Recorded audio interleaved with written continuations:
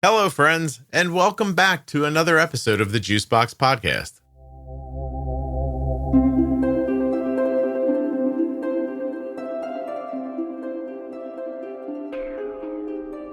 This is Michaela. She was diagnosed at 22 years old. She's 24 now. She had a bit of a rocky diagnosis, but came along pretty quickly, taught herself a bunch, is doing great. She is a sign language interpreter. We talked about her maybe doing sign language for the podcast, which is awesome. This is her story. I hope you enjoy it. Nothing you hear on the Juicebox Podcast should be considered advice, medical or otherwise. Always consult a physician before making any changes to your healthcare plan. Don't forget to save 40% off of your entire order at CozyEarth.com. All you have to do is use the offer code JUICEBOX at checkout. That's JUICEBOX at checkout to save 40% at CozyEarth.com. AG1 is offering my listeners a free $76 gift when you sign up. You'll get a welcome kit, a bottle of D3K2, and 5 free travel packs in your first box.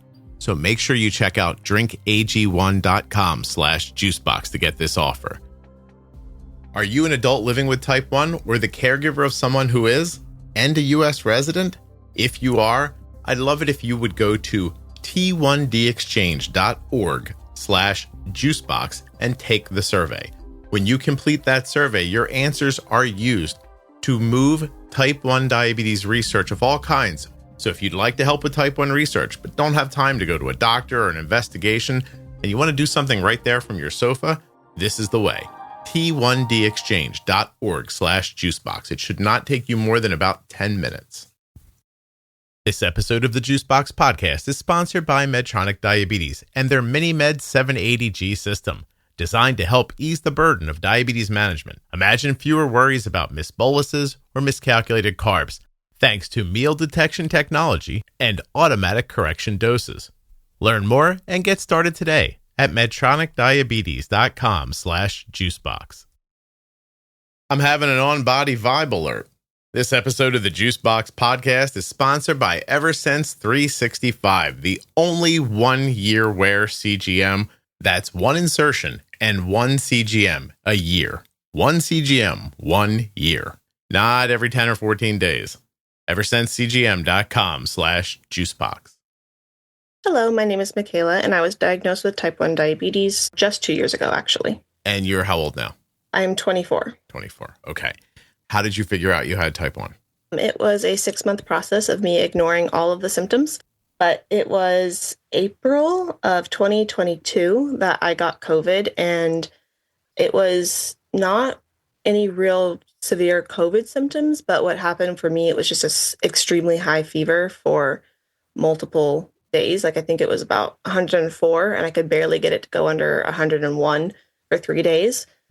So that happened, and then I, was fine, and I carried on with my life. I graduated in May of 22, and I thought life was grand.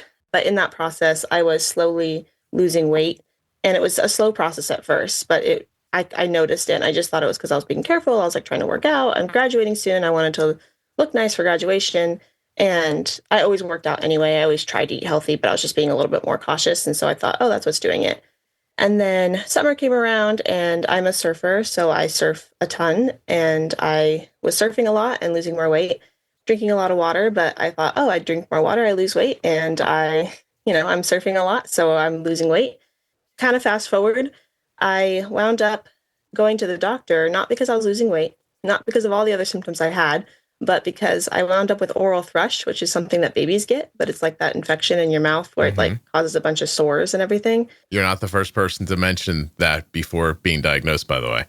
Yeah. I think I've heard a few people mention it on here, but that's what actually got me to go to the doctor and was like, hey, I'm concerned about my mouth and nothing else. Because it just was my mouth. Painful and unpleasant. You're like, well, this I'm not living with. Right. Yeah. And I was just like, I don't know what's going on. And at first I was like, mouth cancer? How would I get that? Like, I'm so confused. You sound like me. That's not what it was. My elbow hurts for 2 days, and I'll go to my wife. I'm like, I definitely have cancer in my elbow. And she's like, I don't think that's a thing that happens to people. And I was like, all right, well, my elbow hurts for sure. Yeah. Right. So you go to what kind of a doctor? Well, my primary care is always busy, and I don't love my primary care doctor. I've just kind of kept her because I don't have to see her that much. I would love it if she could know that. That's like, it just must be so like crushing to hear something like that. But Anyway. I think I've seen her once or twice since I became non-pediatric. So I was every other time. It's like sometimes she's great, and then other times I'm like, I didn't really get much this day. So Michaela, it just depends. But I gotta stop you. You and I are gonna get along so well. You just said non-pediatric for being an adult. That was the one. You're like, oh, you're like when I became non-pediatric and I was like an adult. Yeah, that. That's awesome. Yeah. So you've got this woman in your back pocket in case something goes desperately wrong. Yes. And what happens? Oh, I guess I should preface, though, whenever I see the doctor, I do have hypothyroidism that I was born with. I go to see my endo a lot. So anytime I need lab work, it's her. So that's why I don't see my primary care that often. Oh, Michaela, we're going to pivot for a second. Okay. How do they figure out a newborn has hypothyroidism? They just ran a bunch of blood work. And at 5 days old, they found out, well, it might have been earlier than that, but basically, from the time I was born, they said, yeah, her thyroid's not working right. It was underdeveloped in your womb. And so it's just small and it's not going to provide all that she needs. So here's medication. She'll take it every day. And so I was on thyroid medication since I was 5 days old. No kidding. Yeah. Have you ever had it checked? Like, is it Hashimoto's or is it just hypothyroidism? Or is it like something different? I've never had it checked. I believe it's not Hashimoto's unless that appeared. But I don't know that I would know because I already have hypothyroidism, so I don't think I'd really tell a difference. I've never had it checked, though. I did get my thyroid ultrasound done not too long ago, and they just said, yeah, it's all there. It's just really small. It's not big enough to produce enough of the hormone. So I hope this isn't boring to people, but I feel like I need to know this. So like if you are born, hold on a second, I'm going to ask our friend, you know what I mean? Oh, yes. If you are born with an undersized thyroid, what is that called? So that gives you congenital hypothyroidism or thyroid hypoplasia, refers to an undeveloped small thyroid gland. Okay. Could this person later get Hashimoto's? Because I don't see why you couldn't be born with, because right? It says, someone with undersized thyroid or congenital hypothyroidism could later develop Hashimoto's thyroiditis. I'm sorry. I don't know why I'm so excited by stuff like this, but I guess I'm the right person to make this podcast. It's interesting because if you were born with a congenital issue and developed 22 years later an autoimmune issue, would it matter if you contract Hashimoto's or would you never even know? I feel like I would never know. My thyroid, I feel like, is constantly changing anyway. Really? As I got older, it kind of slowed down, but I do tend to change my medication probably every 2 years sometimes. Amounts? You go up? Yeah. And do you take just T4 or do you take T4, T3? I just do T4. I did try T3 right after I got COVID, and I thought it was giving me blurred vision, so I stopped it, and I think that was the diabetes, but I haven't gone back since. Do you feel like you're not making you take the T4, but it needs to get translated to T3. Some people like that process doesn't work as well for them. But like, what made you try the T3? Were you like overly tired, couldn't get rested, but your TSH was good? When you think of a CGM and all the good that it brings in your life, is the first thing you think about, I love that I have to change it all the time. I love the warm-up period every time I have to change it. I love that when I bump into a door frame, sometimes it gets ripped off. I love that the adhesive kind of gets mushy sometimes when I sweat and falls off. No, these are not the things that you love about a CGM. Today's episode of the Juicebox Podcast is sponsored by the Eversense 365, the only CGM that you only have to put on once a year, and the only CGM that won't give you any of those problems. The Eversense 365 is the only one-year CGM designed to minimize device frustration. It has exceptional accuracy for 1 year with almost no false alarms from compression lows while you're sleeping. You can manage your diabetes instead of your CGM with the Eversense 365. Learn more and get started today at eversensecgm.com/juicebox. 1 year, one CGM. Today's episode is sponsored by Medtronic Diabetes, who is making life with diabetes easier with the MiniMed 780G system. The MiniMed 780G automated insulin delivery system anticipates, adjusts, and corrects every 5 minutes.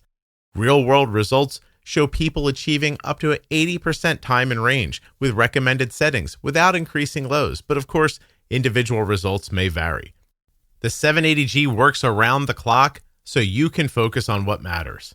Have you heard about Medtronic's extended infusion set? It's the first and only infusion set labeled for up to a 7-day wear. This feature is repeatedly asked for, and Medtronic has delivered. 97% of people using the 780G reported that they could manage their diabetes without major disruptions of sleep.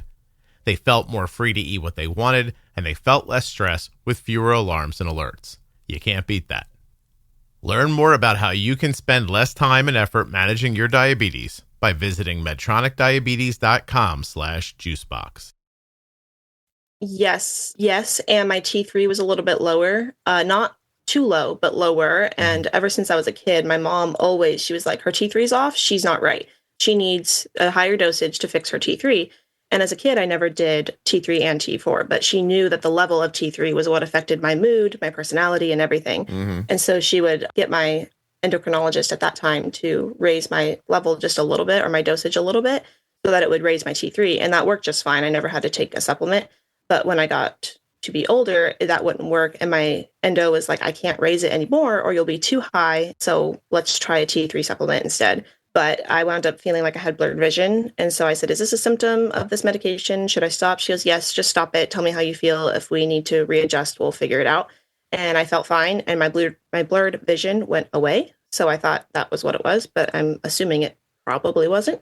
Oh, so you have Cytomel in the house and you're thinking maybe Yes. I'll try it again, or no? I've thought about it. I just haven't really noticed anything that I'm like needing it for right now. I mean, excessively. yeah, I wouldn't then. Like, you're not losing hair, you're not super tired, even though you sleep, stuff like that. Right. Oh, cool. Then maybe you're good. Yeah, I'm Awesome. hoping. Awesome. Okay. I appreciate you taking that left turn with me. Yeah. So we've got thrush and we're going to the doctor. So let's go back to that. Yeah. So I went to the doctor in November. So it took me from April to November to do something about any of my symptoms. I wound up getting lab work at the beginning of November, got my lab work back, and he ran a full panel because I had told him, like, I've also been losing a lot of weight. Like, I think it's just because I'm drinking more water, but can we check my thyroid and anything else that you think needs to be checked? Oh, backtrack a little bit. When I said that I didn't see my primary care doctor, I just called my insurance and said, can you just get me in with any doctor that's available tomorrow? I'll take anyone available. Hey, can I ask you a question? How many people have you seen lose weight just drinking water? Not many. I'm going to be honest. I just liked being able to eat whatever I want, stay skinny, and lose weight. And I was living my best life. Yeah, I honestly didn't think I felt that bad. And I was honestly, that put my mood so high that I ignored everything else and thought life was grand. How much did you lose? About 30 pounds. On how tall? 5'2". Oh my gosh. You must have been like, this is it. I'm finally going to be a runway model. I was to the point where I was like, this is getting a little concerning at the end, because I had people telling me that they think that I'm looking a little too thin. And I was like, I can't do anything about it. Like, this is just how my body is now. I'm just a thin person and you're jealous. And they were very kind about it. Obviously, it was like loved ones and family, but I was like, I don't know what to say. And I've always been a pretty muscular person, especially in my arms.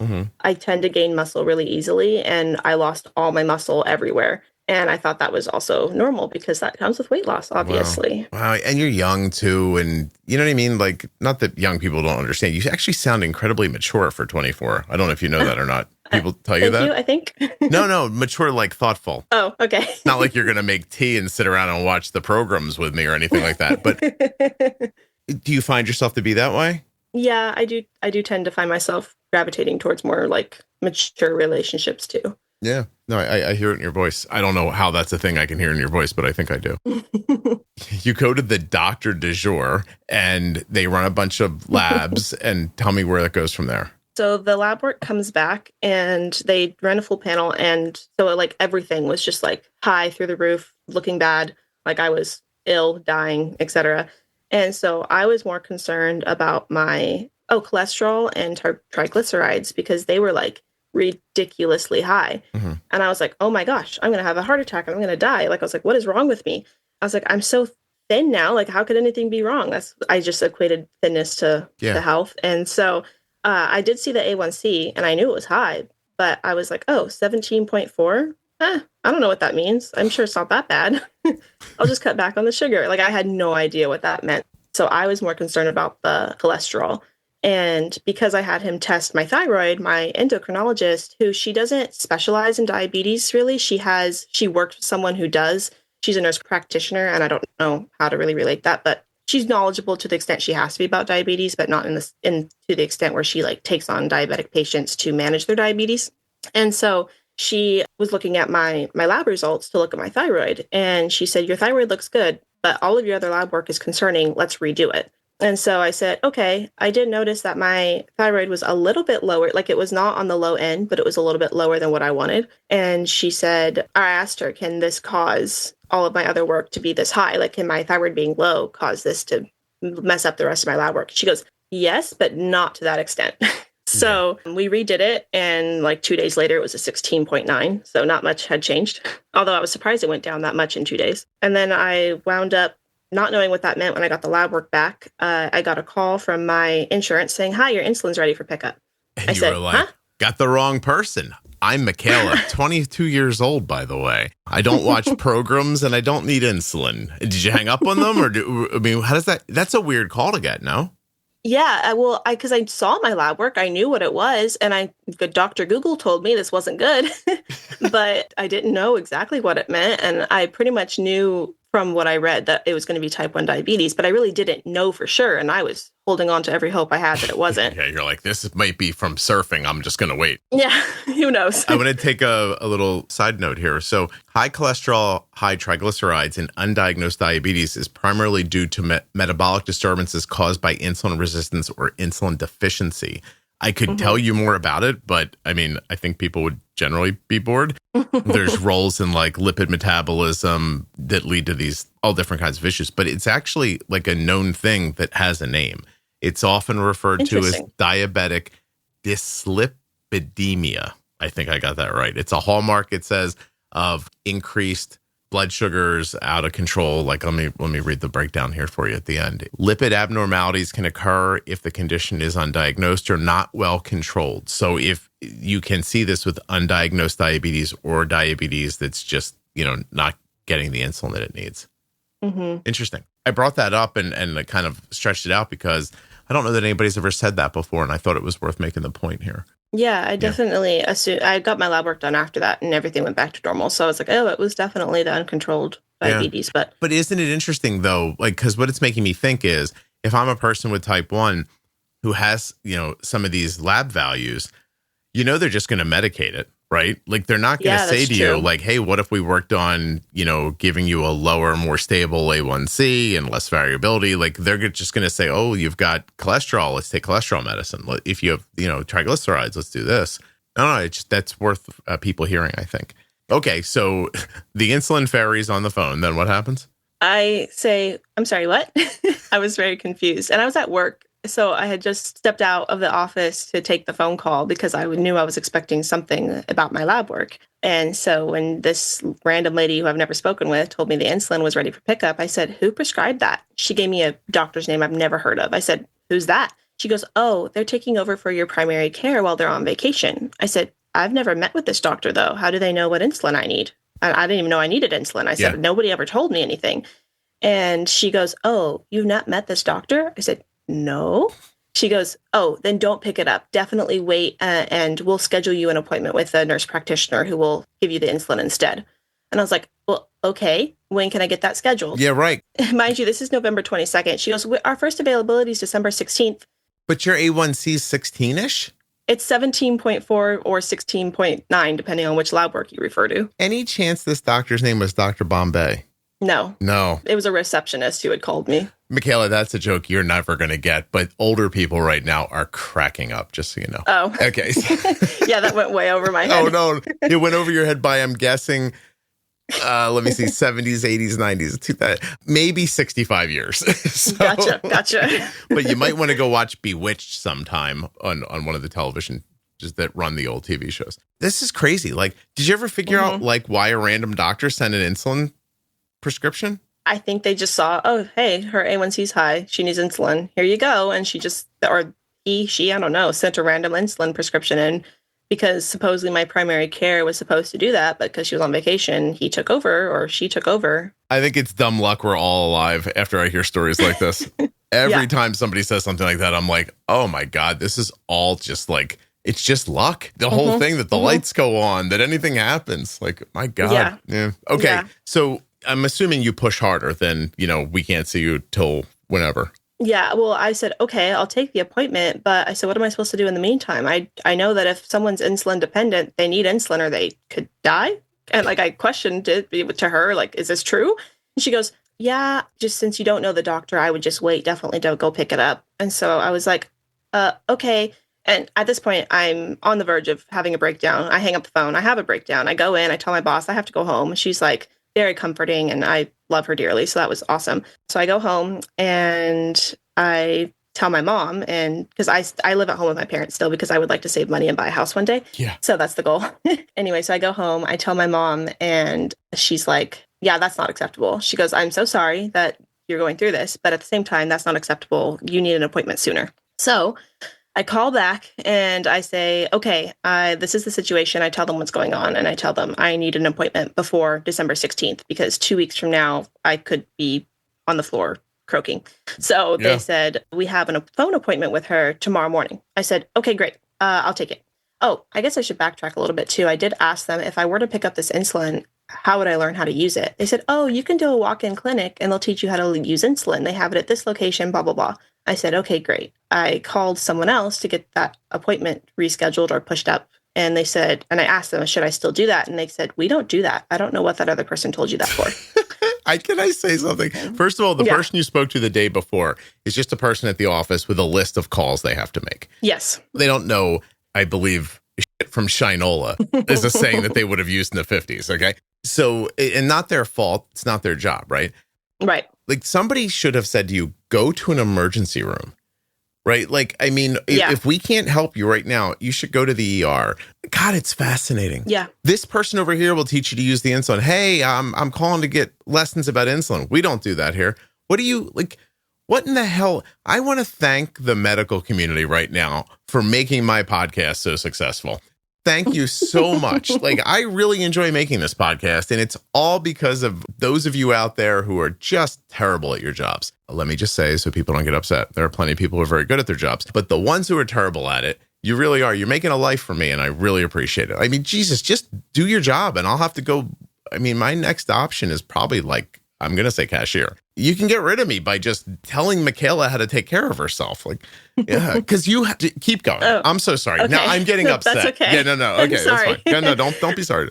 Yeah, I was upset. So they said, we have with that same nurse practitioner, I call her my doctor. She's a doctor in my head. With that same doctor that I was supposed to be scheduled with in December, she has a phone appointment in the morning. We'll get you scheduled with her. I said, okay. So she calls me, and the first thing out of her mouth was, I am so sorry you've been going through this. Yeah, and I was found like, somebody. wait, Excellent. Go ahead.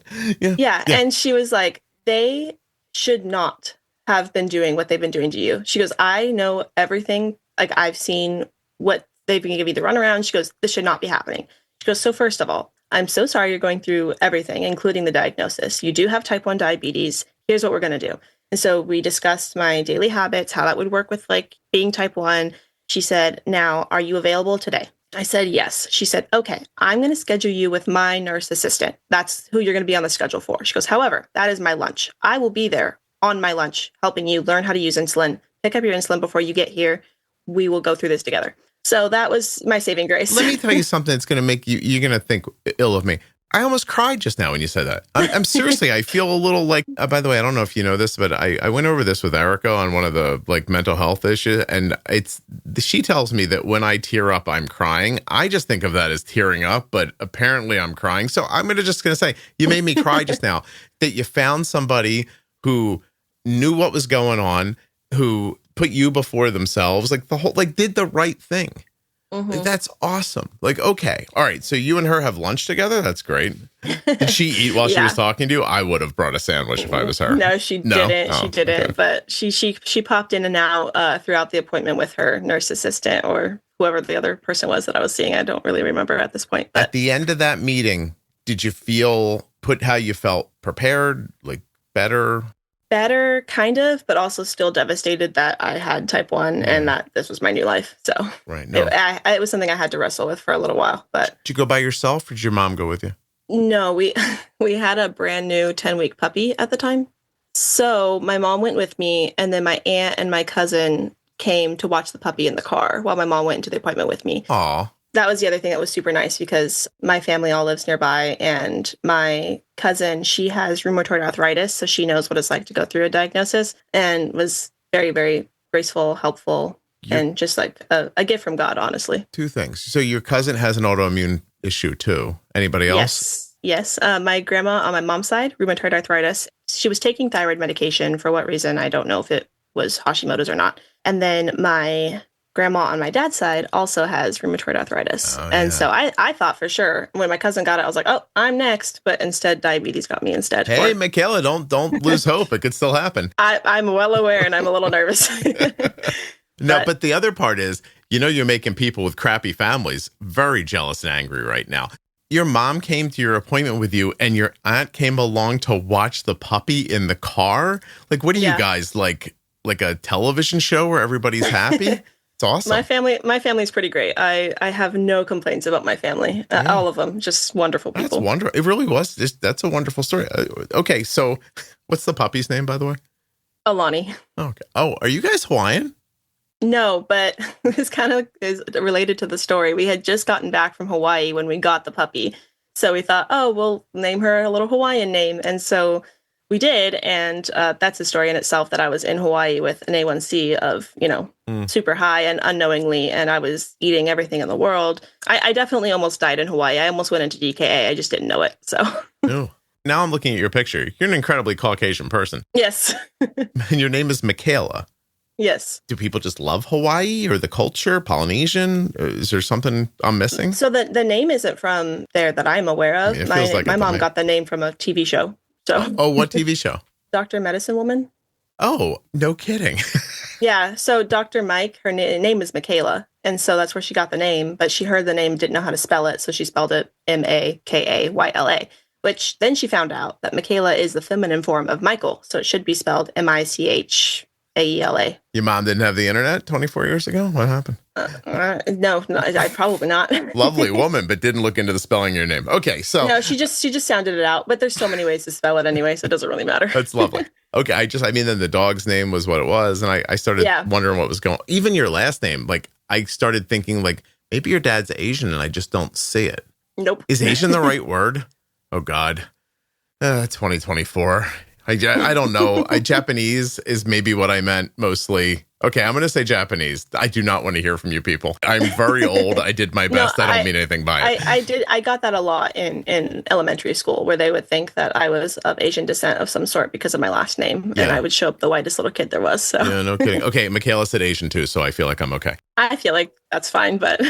Okay, so we have diabetes now, but I don't want to start down that path till I hear a little more about what you said. I wrestled with that for a while, meaning having type 1. Can you tell me a little bit about that? So I don't even know where to start. I've never been afraid of needles because as a kid with thyroid issues, I was going to get lab work done all the time. So I got over that fear real quick. But I did have a slight fear of injections. I do not like the thought of things going into my body. Take all the blood you want, but don't put things back in. Really? So yeah, it was a weird thing for me that I just like the thought of it just like gave me the heebie-jeebies. Like I just hated the idea of like injecting something into my body. So that was something that was a struggle for me. And then also knowing that all the weight that I lost was not earned. It was something that I was going to put back on and probably just put back more than what I wanted. And it was very upsetting to me because as a kid growing up dancing, I always wanted to be like super stick thin, as thin as you could get. And so I was like, oh, I finally got it. And then they were like, oh, no, just kidding. You're sick. And I was like, oh, okay, great. So in a moment when you overwhelmingly thought, I am making good decisions, I am so healthy, I'm on the path I mean to be on, what you end up finding out is I'm not healthy. This has nothing to do with my decisions. And I am going in the absolute opposite direction of where I wanted to go. Yep. Yeah. And then how long does it take you to go through that? Do you do it with a professional help, with family? How do you navigate that? Mainly family and my faith in the Lord above. So those are my two saving graces. And that was it. How long do you think that process was? I want to say about maybe 3 months before I was finally like, okay, like this is what it is. And I think that was around when I found your podcast too. And I was like, oh, sweet. Okay, I can do this. So that's my next question then, is how does a 22-year-old find a podcast about diabetes? I was just searching for people that could answer questions, and I found Reddit, and I didn't even know Reddit really existed, which I know sounds strange for someone my age. I just didn't know. I like heard of the term Reddit, but I never used it. I didn't know what it was. Found Reddit, got on Reddit, asked people questions there all the time. And then somebody was like, hey, listen to this. And I was like, okay. So I did. And then I found your Facebook group, and then the rest is history, I guess. Oh, that's awesome. I've found Reddit to be incredibly supportive of the podcast overall. And I appreciate it. I really do, because it's a place I'm not at. So yeah, it's nice to know there are people out there making the suggestions. So tell me how it was valuable for you. It was really just because I was constantly emailing my doctor about like, what do I do now? This is happening. What about this? This is happening. And she told me, please do that. She was like, I'm here for you. I'm here to help you. Yeah. But she's not working 24 hours a day. So, there was times where it's like midnight and I'm like, what's happening here? And she's not gonna be able to tell me. So I would go to Reddit, and that's when Reddit was like, hey, listen to this. This will help you. So it helped me to give me a peace of mind knowing like, oh, somebody else did this. This is what they did. And it worked for them. Let me try it. I actually think I started with the Pro Tip series. I don't think I ever started with Bold Beginnings. I think I started with Pro Tips, and I just dived into those. And then I went from 17, 16 A1C to a 12 within 1 month. And then I went to a 12 to a 6 within I think 4 months. That's and then awesome. I've been under 5 for over a year and a half now. Oh, good for you. Congratulations. Or not under 5, in 5s. My bad. I was going to say, like, you got in the 4s? No, I wish. No. What did you find? I mean, you were on MDI at that point. Is that right? Mm-hmm. You got into 5s on MDI? I did. I was actually on 5s MDI for a year before I transferred to Omnipod. What would you tell the people who tell me all the time that my content is too pump-centric and that it's not for people with MDI?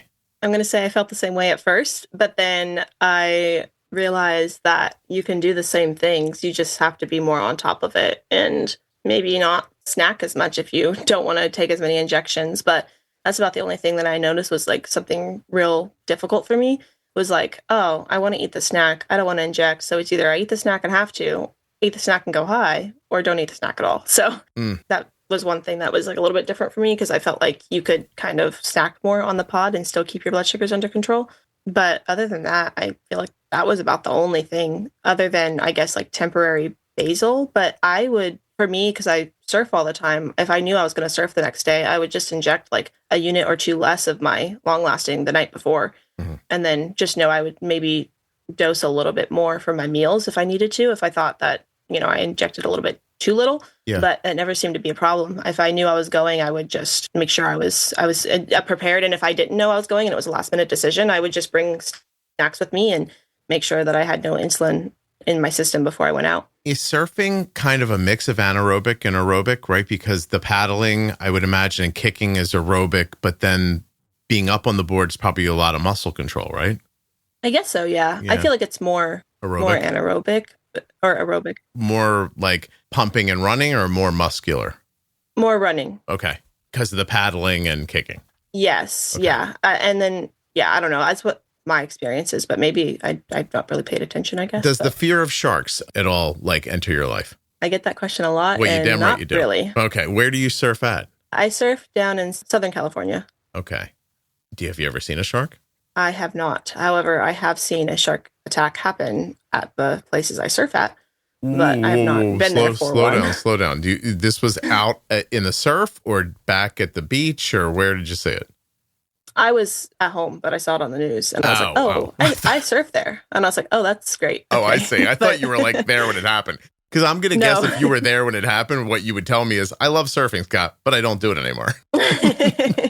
No, and the person was fine. They just, the shark, I guess, caught their board and took a little dink out of it, but no big deal. Yeah.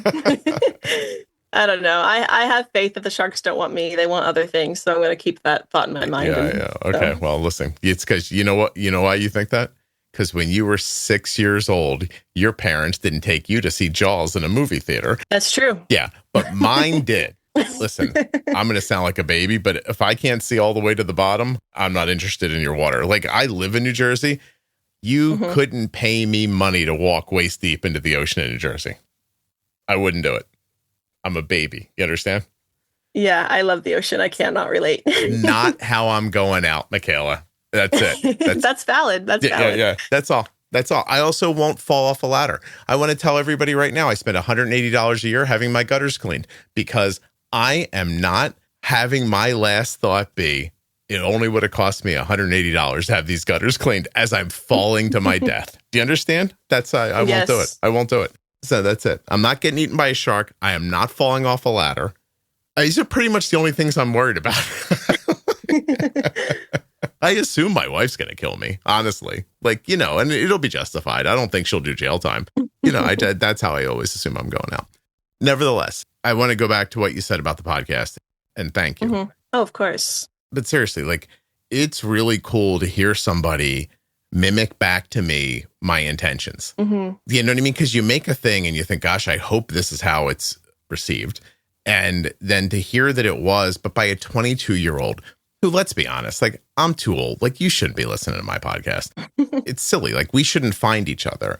But that we did and that it helped you so much, I feel wonderful about that. Like, I'm excited to know that content in its form was that valuable for a person like yourself.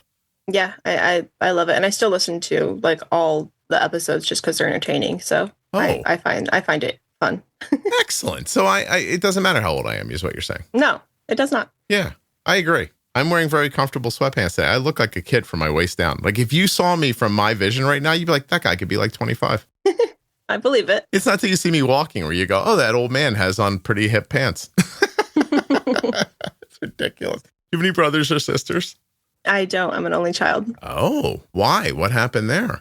My mom did struggle to get pregnant for a while. And then my dad and her were like, are we good not having kids? She said, yep, we're good. And then, surprise, I came.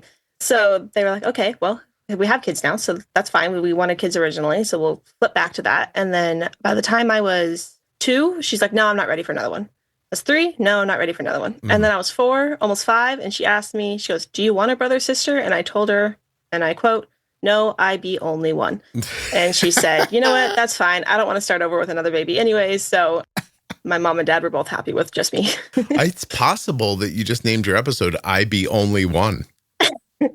I love it. That's awesome. Yeah, I like your mom too. She's like, yeah, you know what? You were kind of a problem. So I don't feel like I need to do it twice. Listen, I agree with her. Yeah, she says that I was just fine, but she did have a lot of work trying to manage my thyroid as a kid because it was like I'd throw a tantrum over something silly. And she's like, huh? Like, this is not you. So that was a lot of work for her. So I wouldn't blame her. I heard you talking about that earlier, actually. And it was definitely something I was going to get back to. The idea that like your mom was very aware of your mood and your personality being tied to your thyroid. Oh, yeah. And when I was undiagnosed, she was like, your thyroid is wrong. Go to the doctor. And I was like, I have. It's fine. I don't know what to tell you. And so we had a few arguments about that one because I was like, I'm fine. I don't know what you want me to do. She's like, you're not yourself. And I was like, well, I feel myself. She goes, you're not. And so, yeah, it was a constant back and forth of like, you need to go to the doctor, figure this out. I'm like, I have. My lab work is fine. I don't know what to say. So how irritating is that your mom knows you that well? Not that irritating, honestly. I find it kind of helpful until I'm actually in the situation. I'm like, I'm fine. And sometimes I'm right. Sometimes I'm wrong.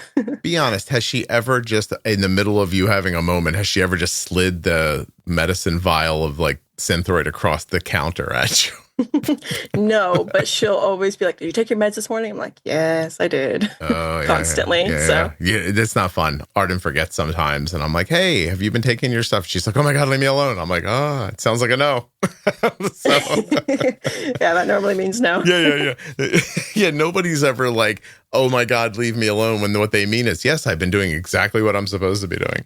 Right. I think it's worth highlighting because I mean, I've had your experience, right? Like I've had it with iron. Like my iron's gotten low, your personality changes, your tolerance changes, like your mood changes, and you don't know it's happened.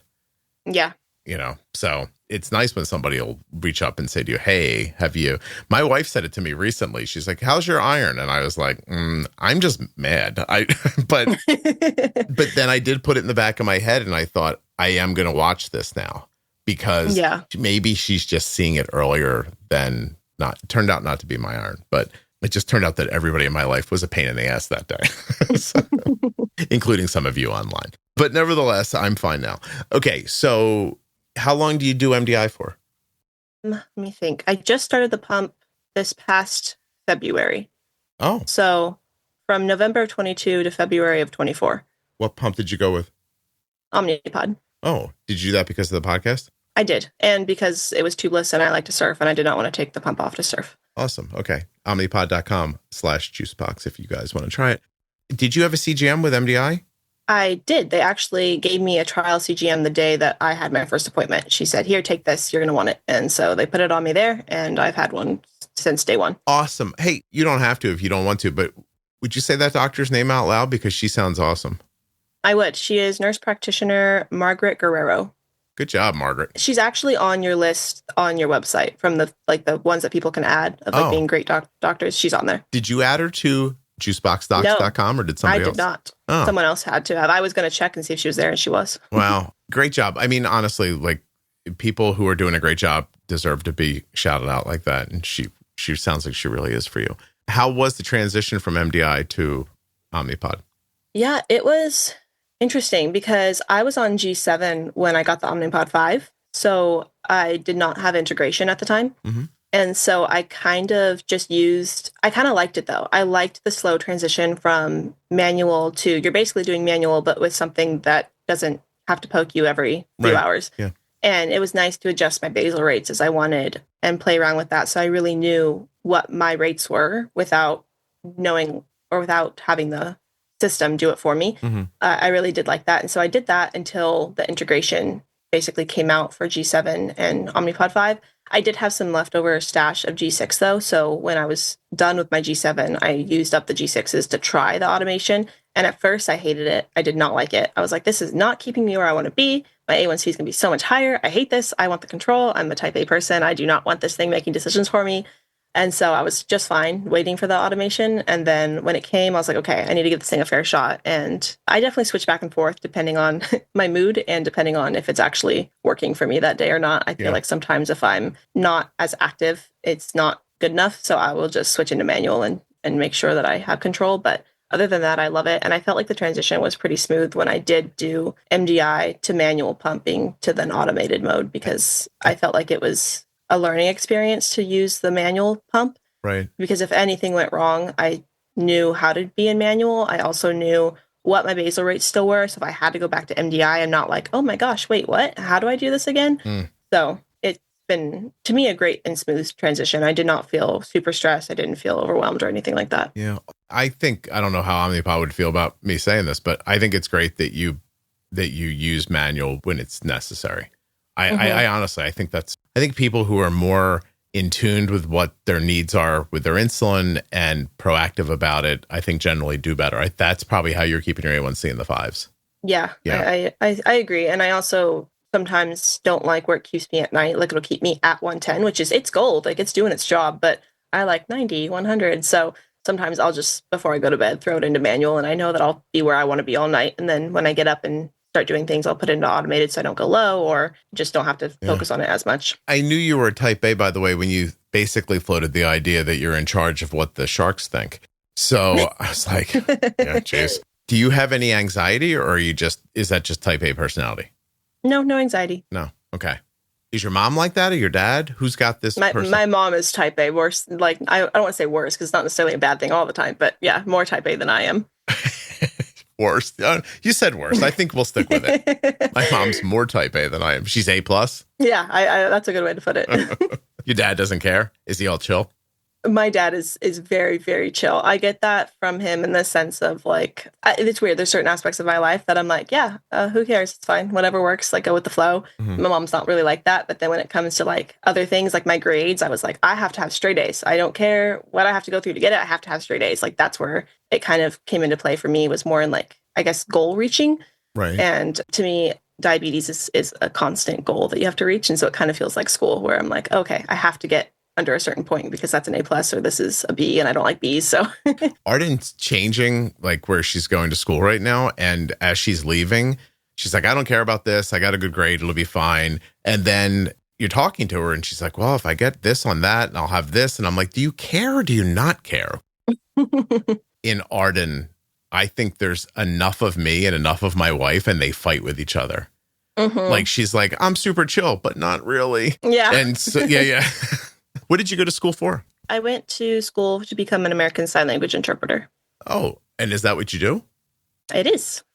Tell me how you make a living doing that. So you can work almost anywhere as an interpreter because anywhere that you do things, deaf people do things too. So, and they need communication access. So then there you are to interpret. I really like interpreting college classes. They're fun because you're kind of getting an education of stuff that like you don't have to do the work for, but you get to learn about, which is fun. But you're interpreting and it's a fun process to interpret. And I just like the college atmosphere. So I do tend to interpret college.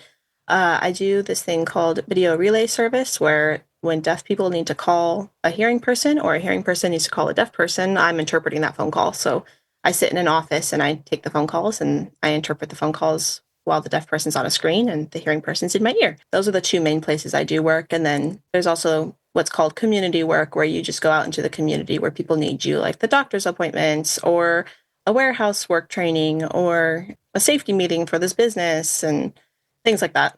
I don't know what's wrong with me. I think I'm a lady because now I'm crying again. That's so nice.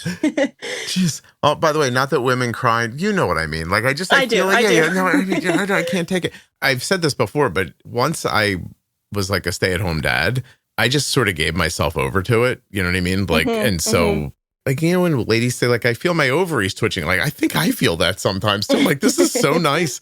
Like you're out there doing that. Can I ask a reasonably self-serving question here? Sure. Like when you show up at an auditorium, how many people are you signing? Is it signing or interpreting? How do I say it? Yeah, interpreting, signing. Okay. Either way. How many people do you find yourself doing? Can you be in a group of 600 people doing it for one person? Yes, depending on the situation. Yeah. Like some people do concert interpreting, which I've never done because I find it to be a little bit stressful because you have to know the meaning of the song to interpret it. And a lot of times I'm not very good with that. I'm like, oh, these are the lyrics. I follow the lyrics, but that's not really what song is about. So I don't find myself doing that, but that's a good example of that, where there'll be like one deaf person in the entire auditorium for really famous person's concert. And you're signing for them. Just interpreting for just one person. Yeah. I take your point because what could Yellow by Coldplay be about? You know what I mean? Yeah. Right. It's just, I find interpreting songs to be difficult. Like if you wanted a word for word interpretation, I'd be happy to provide that. But if you want the actual meaning, sometimes I'm not the greatest for that one when it comes to songs. My thought around asking was, you just made me, as you were telling your story and I was feeling so good about it, I was like, should I have somebody do this for like the pro tip series or something? Or I actually have thought about that so many times of just doing that on my free time, but I was like, I have no following and nobody's ever going to find it. And I don't know how I would ever do that because sometimes the episodes are long. So I was like, I can't interpret them by myself. That's one thing about interpreting. You tend to switch off every 15 to 20 minutes, depending on the content, because your brain like literally cannot interpret for that long without starting to kind of break down and stop working, because it's a very thorough process. Some people can go longer and they have a built up stamina for that, and that's great for them. But a lot of people, most people, I would say, actually for their own mental well-being and their physical well-being, because it can be tiresome, will do every 20 minutes and switch off with another interpreter. So I've thought about doing that, but I was like, man, I don't know that that's going to work. So I've never done it, but that's funny you mentioned it because I have actually thought about it, because I was like, man, there's so many deaf people with diabetes in the world. I would love them to hear this too. But, you know, I mean, they can read the transcripts, but some deaf people aren't English language learners either. They strictly are American Sign Language. So. Oh, no kidding. Oh, that's interesting. I didn't realize that. And you have two voices in a transcript. Do you need two interpreters, or is that not necessary? Not necessary. It would be helpful for visual reasons, but it's not necessary.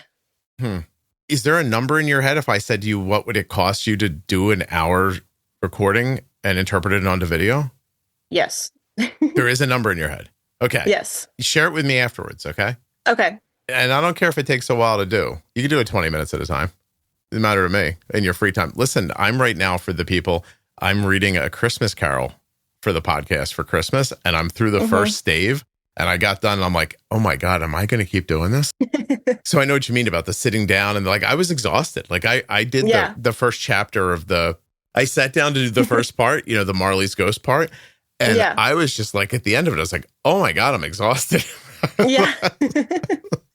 my thought is like, do I have you put all this work in to find out that like it's not going to be used by anybody? I know, I've thought about that too, but I will say I do know that there's a lot of deaf people with diabetes type 1 or type 2 regardless out there in the world, so I would hope it would find them and that they'd want to be interested, but yeah, I wouldn't know for sure. If you're listening to this and you're a advertiser and you think to yourself, how great would it be if Michaela was signing and my logo was in the bottom corner that said sponsored by blah, blah, blah, maybe send an email because that might be awesome. I have the same problem with Spanish speaking, by the way, but I think AI is going to fix that problem. So I don't think AI is going to fix your thing ever. Or are you one of the people who's like, AI is going to ruin me? I have mixed feelings about it. I think it's great in some aspects of things, and then I think some people overuse it and try and depend too much on it, but I don't think it's going to destroy the world, at least not yet. Exactly. But I'm talking about like for your job, like, are you worried that somebody could just... Oh,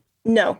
No. Yes and no, I guess. I think that there could be things that will come up where it will maybe take some work away from real life interpreters, but I think the deaf community, from what they've shared with me, because it's not my world, it's not my culture or my community, but from what they've shared with me, they want face-to-face interactions. They want people. They want that communication with a real live person. They don't want just some robot. That's why they don't really like transcripts as much as they prefer an interpreter. They don't want to have to write back and forth most of the time. They want interpreters. They want that like face-to-face communication. In American Sign Language, a lot of the language is on your body, not just your hands. It's your face, your facial expression, your mouth movements, your body language, your shoulders, like everything. So it would be interesting to see AI try and achieve that, but I don't know that it would be possible to the extent that some interpreters can interpret it. I didn't know all that, but it doesn't surprise me as you're explaining it. That's really interesting, actually. All right. Well, afterwards, we'll talk about it a little bit. So is there anything that I haven't asked you about that I should have?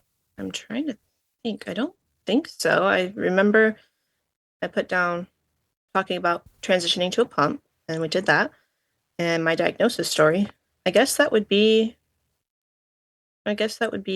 You have a little bit here about anything else. Let me ask you about this here. You said the mental capacity that diabetes requires in the beginning and how it affected my relationships.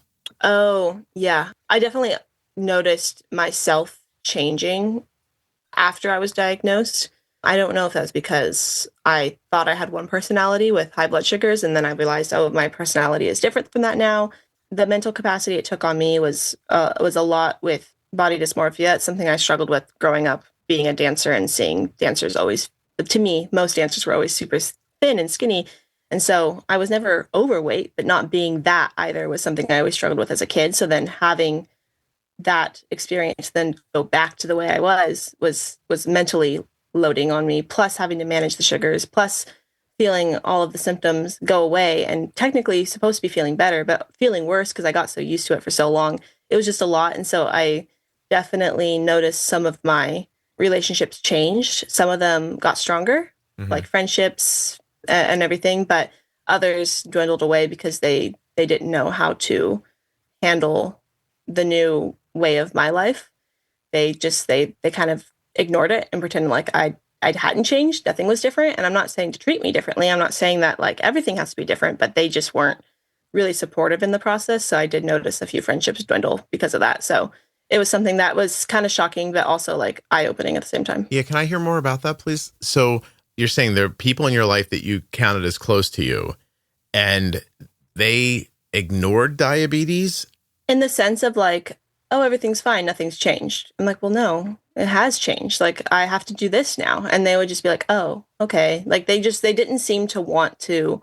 I'm not asking everybody to care about it and to learn about it, but they did not seem very supportive of the things I had to do. Like, if I would complain about something, and I'm not saying I complained all the time, but if I were to complain like, oh, my blood sugar's high right now, they're like, oh, well, what do you want to do about it? Like, they wouldn't like provide any sort of support.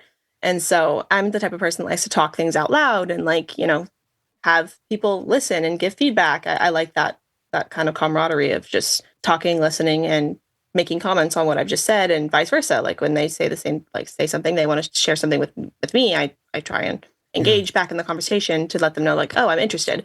And there's a few individuals that did not have that same response. What did that do to you? Like, why did it ruin the relationship for you? And by the way, I want to say, like, I don't think you're being unreasonable about your expectations for people. But I'm asking because you are not the first person that said this. And I know people personally, people I love who've lost relationships more than friendships, like marriages, you know, when their diagnosis has happened and they don't get back what they want or need from that other person. And when you don't get it back, I don't know what happens there. Like, is it like, you know what I mean? Like once they don't mirror what you need, what does that do to you? I think for me, it's disappointing, and it's just more like, okay, it's eye-opening for me to realize what I need to do for my friends as well. Sometimes I think it can be very one-sided, but for me, I was like, okay, this is how I feel because they're doing so and so. And so it made me realize, okay, I need to be more aware of my actions and my words and my behaviors with my friends that I have, and make sure that when they need something from me, that I'm providing what I think they would need or want from me, and to even ask them, like, what do you want from me? Not just to assume that they want or need this, but it was kind of a learning experience and a way to improve upon myself. I took it as something that like I could improve my relationships that I do have with, instead of just saying, oh, see you later. I don't need to be in a relationship or a friendship or whatever it is with you anymore. But I will say I didn't lose any friends over it. It was just, we're definitely not as close. We don't hang out as much. It's just more of like an acquaintance, like, hi, how are you? Yeah. I also never was like, oh, I don't want to be in any contact with you because you did this. Like, that wasn't like that either. Do you imagine that this drifting would have happened on other subjects as you got older? The diabetes just maybe brought it to a head quickly? Absolutely. Okay. Absolutely. All right. Interesting. Okay. I appreciate that. It's very understandable, but and I imagine a lot of people go through it. You just seemed like you really had thoughts about it. So I wanted to let you get them out, because I get that feeling of like, it's not like you're like demanding of somebody, like, my life has changed, now you should change with me. But there's just a human like back and forth that is not unreasonable to think is part of a healthy relationship. Is that the idea? Yeah, I guess that would be it. And just ignoring it to me is like the main thing that was like bothersome to me. Where it's like, if I would mention anything about it, it was like, oh, okay, moving on. Like, they did not want to even think about it. And I was like, does this make you uncomfortable? Like, you got to tell me these things so I know what to do. But they wouldn't. There was no really communication back with how they were feeling about it either. And like, if this is something that bothers you, we need to talk about it. But if it's just because you don't want to face the fact that I actually have this now, which is not even your disease, it's mine. But I understand if that's the case, then we need to talk about it. But yeah. I have like two last questions for you. So my one is, are you past the idea of something being injected into you, or does it not bother you as much with the pump on? It doesn't bother me at all, period, anymore. Okay. It took only like, I want to say maybe a week or two, and I was like, okay, I'm over it. And I also enjoyed talking to you very much. So if I want to fire Arden, what do you know about Bridget Mendler? Like, can I? I love her. I think she's great. Would you have had opinions like Arden's if I would have had you on to talk about it? Did you not hear that episode? Did you hear that episode? I did. Okay. No, I did. I did.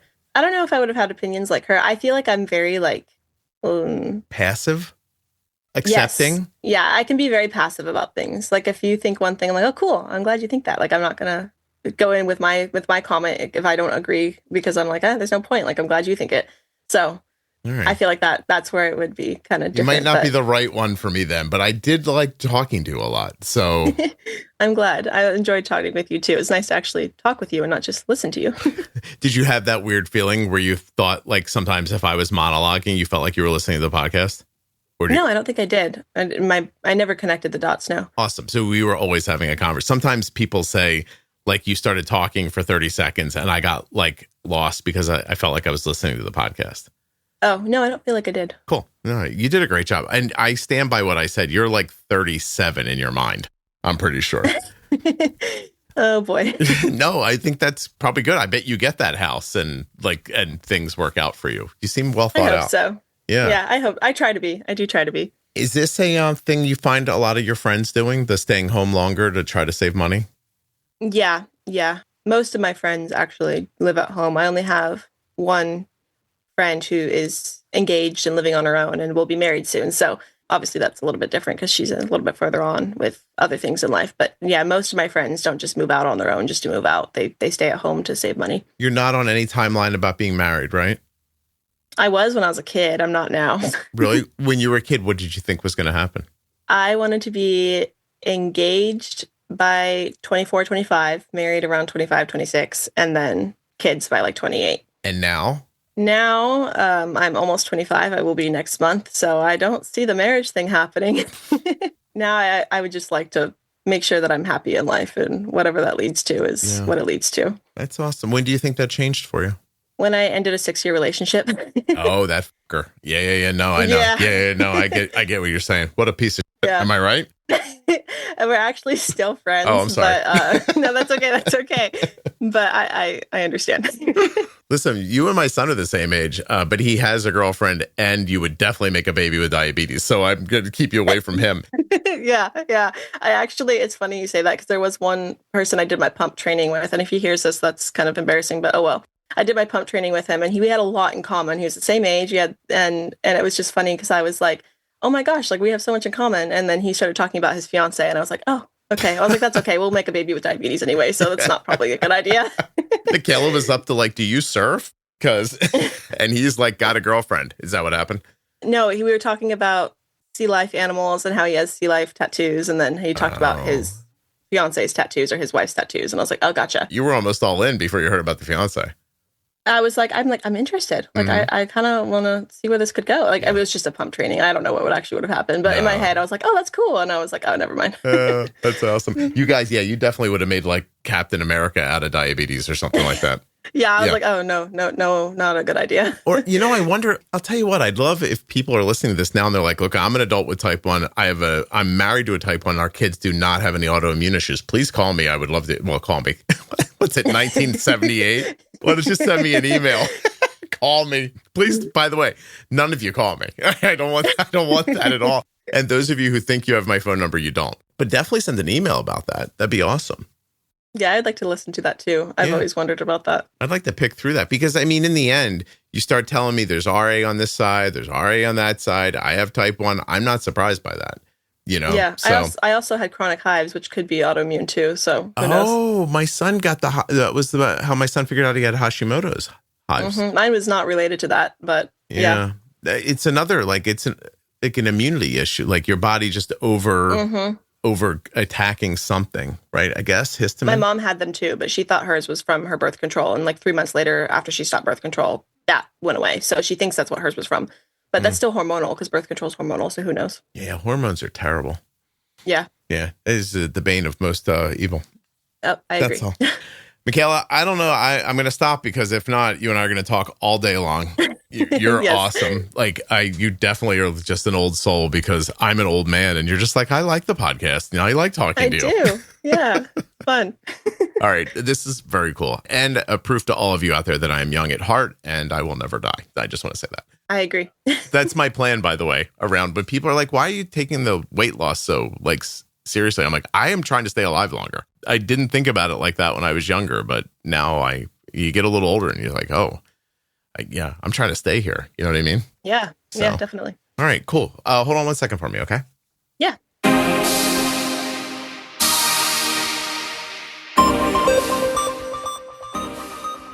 The podcast episode that you just enjoyed was sponsored by Eversense CGM. They make the Eversense 365. That thing lasts a whole year. One insertion every year? Come on. You probably feel like I'm messing with you, but I'm not. EversenseCGM.com/juicebox. Thanks for tuning in today, and thanks to Medtronic Diabetes for sponsoring this episode. We've been talking about Medtronic's MiniMed 780G system today, an automated insulin delivery system that helps make diabetes management easier day and night. Whether it's their meal detection technology or the Medtronic extended infusion set, it all comes together to simplify life with diabetes. Go find out more at my link, medtronicdiabetes.com/juicebox. I can't thank you enough for listening. Please make sure you're subscribed or following in your audio app. I'll be back tomorrow with another episode of the Juicebox Podcast. If you're living with type 1 diabetes, the After Dark collection from the Juicebox Podcast is the only place to hear the stories that no one else talks about. From drugs to depression, self-harm, trauma, addiction, and so much more. Go to juiceboxpodcast.com, up in the menu, and click on After Dark. There you'll see a full list of all of the After Dark episodes.